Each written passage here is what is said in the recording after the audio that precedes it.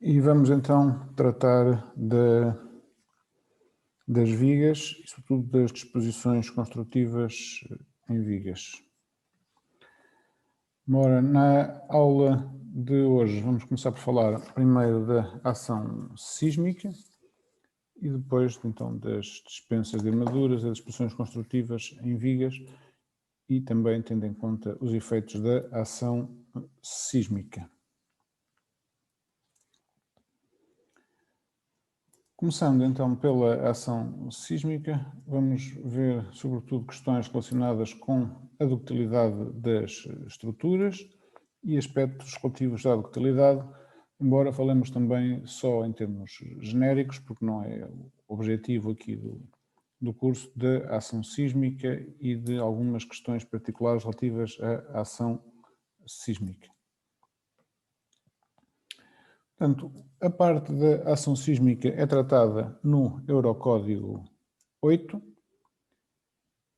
e, no caso das estruturas de betão, a ação sísmica é tratada em conjunto, obviamente, com o Eurocódigo 2. E no Eurocódigo 8, parte 1, estão abordados na secção 5.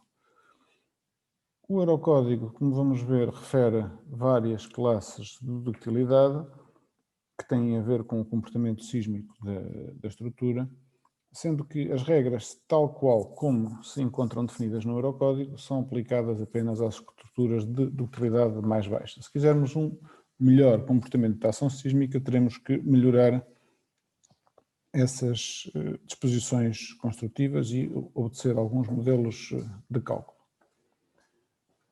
Em termos genéricos, e vamos começar com algumas definições do Eurocódigo, o Eurocódigo define vários tipos de sistemas estruturais. E essa classificação tem em conta o seu comportamento sísmico.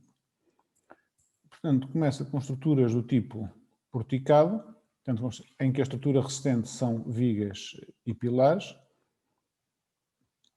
Depois temos sistemas mistos, em que a resistência às ações laterais é assegurada pelo sistema porticado e por paredes estruturais. Depois temos os sistemas de paredes dúcteis, portanto, paredes que asseguram a completa resistência à ação horizontal. Depois tem um sistema que são paredes de grandes dimensões de betão fracamente armado. Isto é um modelo que é sobretudo utilizado em França, que em Portugal não tem expressão, este modelo de comportamento. Temos estruturas em pêndulo invertido, em que 50% ou mais da massa está localizada no terço superior da altura da estrutura, e depois estruturas flexíveis à torção que não tenham uma resistência de torção mínima. Portanto, os primeiros sistemas são os mais utilizados e são aqueles que, em geral, apresentam um melhor comportamento à ação sísmica. Portanto, sistemas porticados, os sistemas mistos ou os sistemas de paredes dúcteis. O Eurocódigo define 3 classes de ductilidade e a ductilidade é extremamente importante no que se refere à ação sísmica, porque permite a dissipação de energia e, portanto, permite que a estrutura sofra alguns danos, mantendo a sua capacidade estrutural. E, por regra, o dimensionamento da ação sísmica não é um dimensionamento que isente as estruturas totalmente de danos, mas é um sistema de dimensionamento que permite algum dano nas estruturas. Portanto, assume algum prejuízo em termos de material para o dono de obra, ou para a degradação da estrutura, mas o objetivo fundamental é que a estrutura se mantenha com a sua capacidade resistente, sendo que, em geral, os danos que a estrutura deverá sofrer serão danos ligeiros. E, portanto, define então 3 classes de utilidade baixa, média e alta, designadas pelas letras DCL para a ductilidade baixa, DCM para a ductilidade média e DCH para a ductilidade alta. Portanto, as siglas são as letras em inglês, Ductility Class Low, Medium and High. Nas estruturas de ductilidade baixa, como o nome indica, as estruturas têm uma capacidade de dissipação de energia bastante reduzida e são todas as estruturas, enquadram-se aqui, todas as estruturas dimensionadas apenas de acordo com as regras do Eurocódigo 2. Por norma, estas estruturas estão associadas às zonas de baixa sismicidade, sendo que as zonas de baixa sismicidade em Portugal, de acordo com a definição, são apenas alguns concelhos do norte do país. São uma zona muito restrita do país. Depois temos as estruturas de ductilidade média e depois as estruturas de ductilidade alta, que correspondem a edifícios com concepção, cálculo e pormenorização com disposições específicas para a ação sísmica e permite que a estrutura sofra danos de forma estável, portanto, formação de mecanismos de forma perfeitamente estável, sem que haja ruptura da estrutura. Estas classes de ductilidade têm a ver também com os chamados coeficientes de comportamento, que depois vamos falar a seguir, e quanto maior for a ductilidade da estrutura, maior é o coeficiente de comportamento que podemos utilizar. Portanto, para a classe de ductilidade DCL, portanto baixa ductilidade, a estrutura será dimensionada e pormenorizada de acordo com as regras do Eurocódigo 2. É um tipo de dimensionamento que está mais relacionado com a prática corrente. Só deve ser utilizado em casos de baixa sismicidade, sendo que depois vamos ver o anexo nacional permite a utilização em casos de maior sismicidade, desde que se tomem algumas disposições adequadas. É esperado, em geral, uma resposta linear elástica e, isto é importante, pode ser usada para edifícios regulares até à classe de importância 2. Vamos ver também mais à frente o que são estas classes de importância.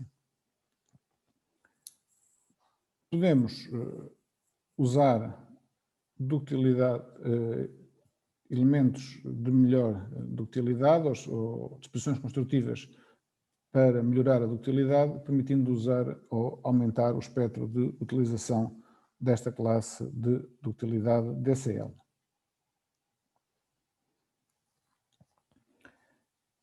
Em relação às classes DCM e DCH, possuem um elevado grau de exigência, em particular a estrutura DCH, podem por vezes ter dificuldades de compatibilização com a arquitetura e por vezes também dificuldade de execução em obra.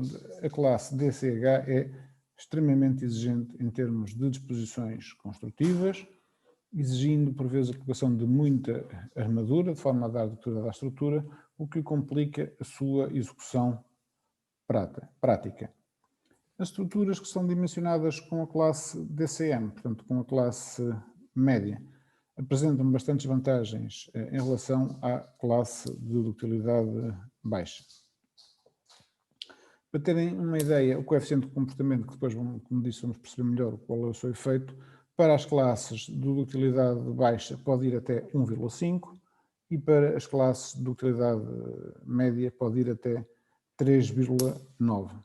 Ou seja, isto em termos práticos quer dizer que pode existir um aumento até 160% dos esforços relativos à ação sísmica para as classes de ductilidade baixa comparado com as classes de ductilidade média.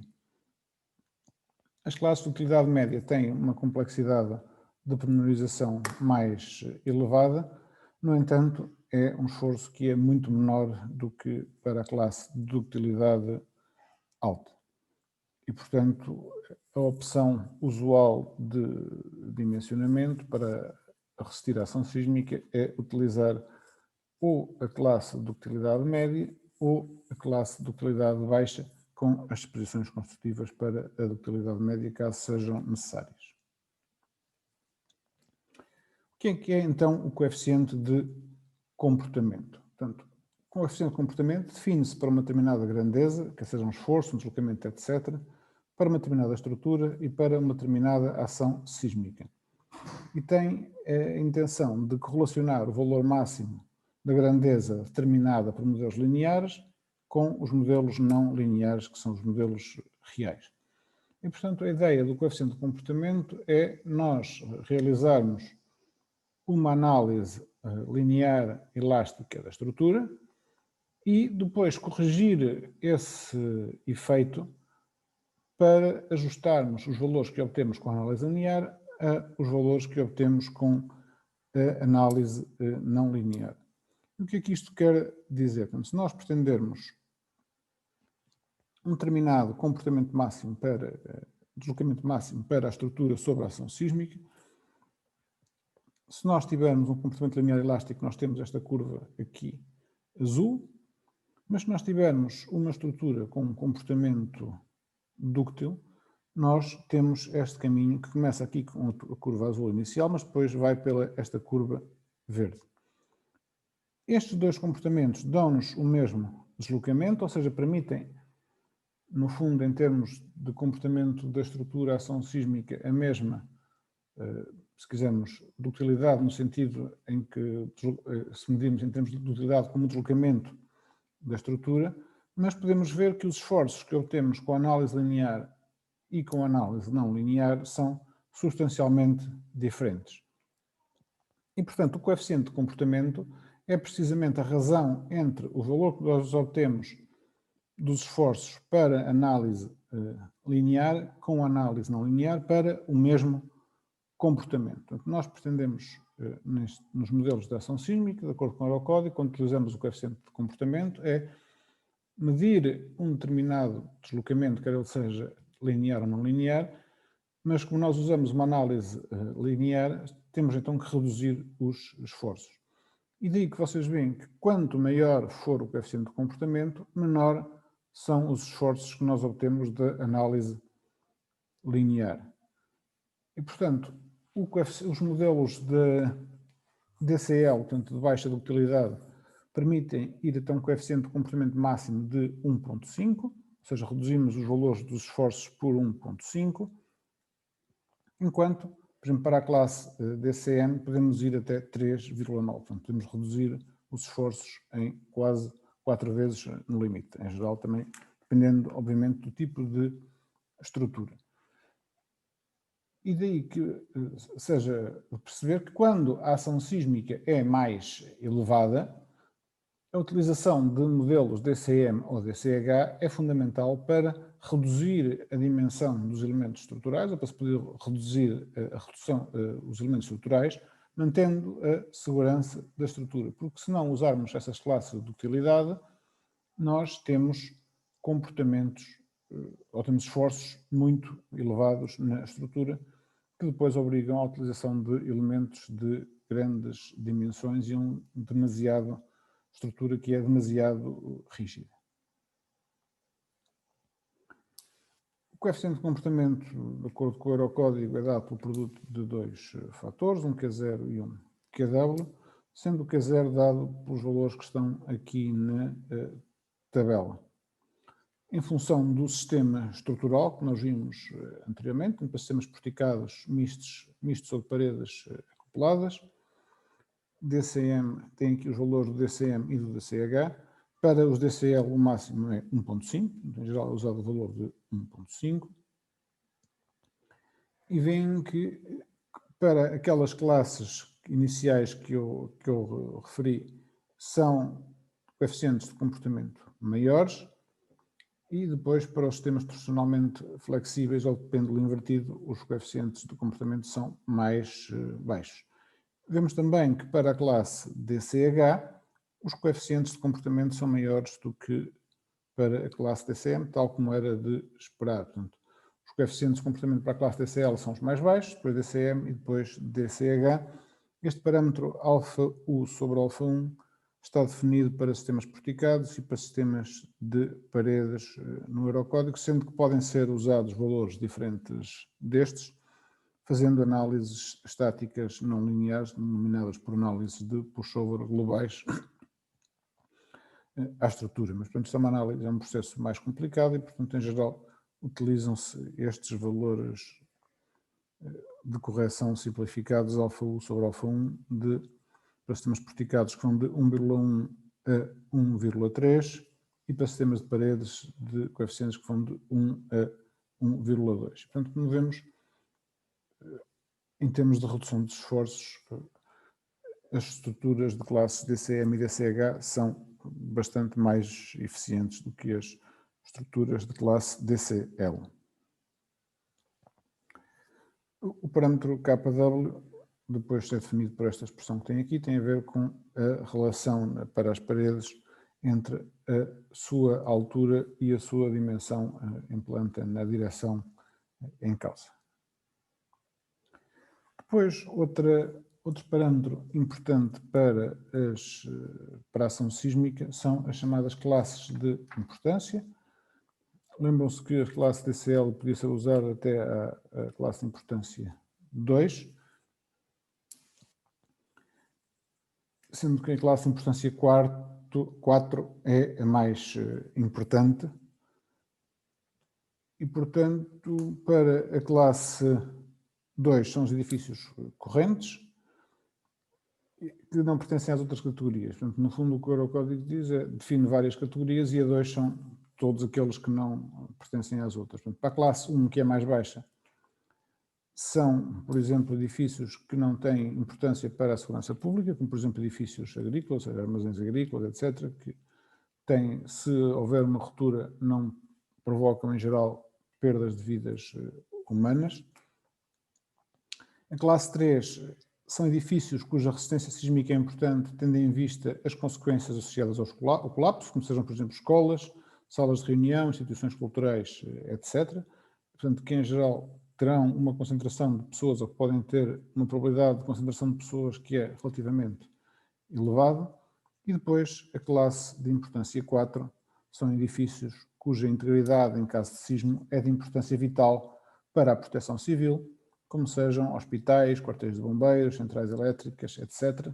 Portanto, são edifícios que é absolutamente fundamental que permaneçam a funcionar após a ocorrência de um sismo e, portanto, as exigências em termos de segurança para ações deste género são muito superiores às dos outros edifícios. E, portanto, edifício 2 serão todos os outros edifícios que não são nesses casos, ou seja, são todos, de facto, edifícios correntes de habitação normal.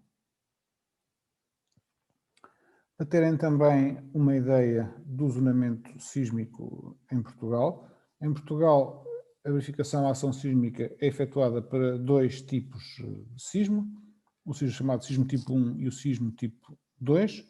O sismo tipo 1 são sismos afastados com um epicentro, em geral, na região atlântica, portanto, relativamente longe do continente, e o mapa de zonamento sísmico é este que vocês estão a ver, sendo que vermelho é a zona de maior sismicidade, depois laranja, amarela, verde, azul claro e azul escuro.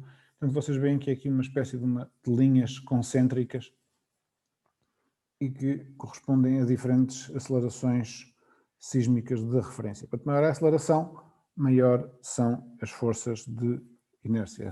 A força é igual à massa vezes a aceleração. Quanto maior for a aceleração, maior é a força.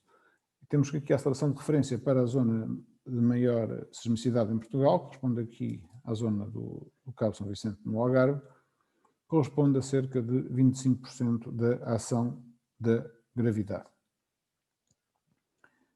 A zona, o arquipélago da Madeira, está sujeito a este sismo de tipo 1. A outra ação sísmica é a ação sísmica do tipo 2, que diz respeito a sismos próximos, portanto, mais perto do local e, em geral, com uma intensidade ligeiramente mais fraca do que o sismo afastado. E temos aqui o zonamento para o território continental, que corresponde aqui a 3 zonas de sismicidade, a amarela, a verde e a azul clara, e também os Açores, que apenas têm o sismo de ação 2, mas que os sismos nos Açores são locais, ocorrem perto do arquipélago dos Açores, ou entre as ilhas dos arquipélagos dos Açores, sobretudo entre uma falha que existe entre o grupo central e o grupo oriental.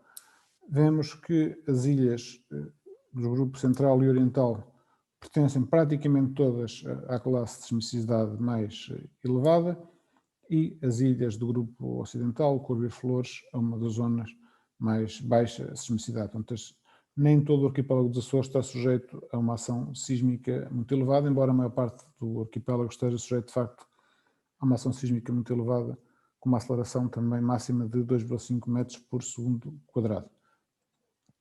Portanto, só de notar que, para o território continental, tem que considerar a ação sísmica de 2 tipos de sismo diferente. Para a Madeira e para os Açores, apenas um tipo de sismo. Para os Açores, tipo 2, para a Madeira, tipo 1. Em relação às metodologias de dimensionamento, o dimensionamento convencional é um dimensionamento direto, em que se faz uma análise linear elástica da estrutura, e o comportamento não linear é considerado através do tal coeficiente de comportamento que falámos anteriormente, e que, no fundo, reduz os esforços na estrutura de forma a garantir a determinada ductilidade que nós pretendemos. Limitações do método. As rótulas plásticas podem ser formadas em qualquer elemento, o mecanismo de ruptura é arbitrário e não é identificado, a ductilidade local e global não é controlada e é geralmente baixa, e o comportamento sísmico não é completamente conhecido. No entanto, apesar destas limitações, é um modelo que funciona e é um modelo que usualmente é utilizado para as estruturas correntes. O outro modelo de dimensionamento preconizado é o chamado Capacity Design, portanto, dimensionamento por capacidade resistente, em que o objetivo é que a estrutura deve ter uma ductilidade suficiente para acomodar em regime não linear as deformações impostas pela ação sísmica. E é possível impor um tipo de mecanismo de funcionamento à estrutura. Portanto, a metodologia para este método é definir um mecanismo adequado e identificar as zonas onde se pretende um comportamento não linear. Portanto, são rótulas plásticas. O objetivo é definir rótulas plásticas para o edifício em zonas críticas, e todos os outros elementos, portanto, que não estas rótulas, devem ser dimensionados para garantir que permanecem em regime linear elástico. As zonas de rótula plástica, denominadas por zonas críticas, devem ser dimensionadas e pormenorizadas de forma a terem a ductilidade e a capacidade de deformação adequada. No caso dos pórticos, as rótulas plásticas devem ser nas vigas e, portanto, os mecanismos não adequados é a formação de rótulas plásticas nos pilares ou mecanismos de piso. Portanto, este tipo de mecanismos à direita das figuras B e C é não adequado. O adequado é que as rótulas se situem nas vigas e depois no encastramento dos pilares. No caso das paredes dúcteis, o mecanismo adequado é uma rótula plástica na base, conforme está aqui na figura D. As figuras C e B, no caso da ruptura B, uma ruptura de corte na base, e a ruptura do tipo C com rótulas plásticas a nível dos pisos superiores, são considerados não adequados. Portanto, o dimensionamento é feito para as rótulas aqui na base das paredes. Algumas considerações referentes ao anexo nacional português. O anexo considera que todas as classes de ductilidade são equivalentes no que se refere à segurança sísmica, ou seja, nós podemos projetar para qualquer uma das classes de ductilidade, DCL, DCM ou DCH, sendo que, na verdade, para as zonas de maior sismicidade, projetar de acordo com a classe de resistência DCL conduz a elementos de dimensões enormes.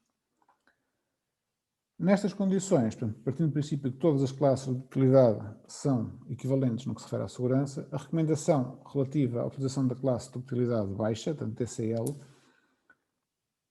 Nos casos de baixa sismicidade, que é aquelas condições que o Eurocódigo prevê que seja usada a classe DCL, pode ser usada, mas tem que ser vista com algum cuidado. E o cuidado que o Eurocódigo permite é que seja usada para edifícios até à classe de importância 2, mas que, nestes casos, as disposições construtivas sejam complementadas com restrições geométricas e disposições construtivas das outras classes de utilidade, portanto, em particular da classe DCM. Ou seja, nós podemos fazer o dimensionamento para como se fosse um edifício da classe DCL, portanto, que é a maneira mais simples de fazer o dimensionamento, mas depois, em termos de disposições construtivas, obedecer às condições, às disposições construtivas das classes DCM. Portanto, é esta a filosofia do Anexo Nacional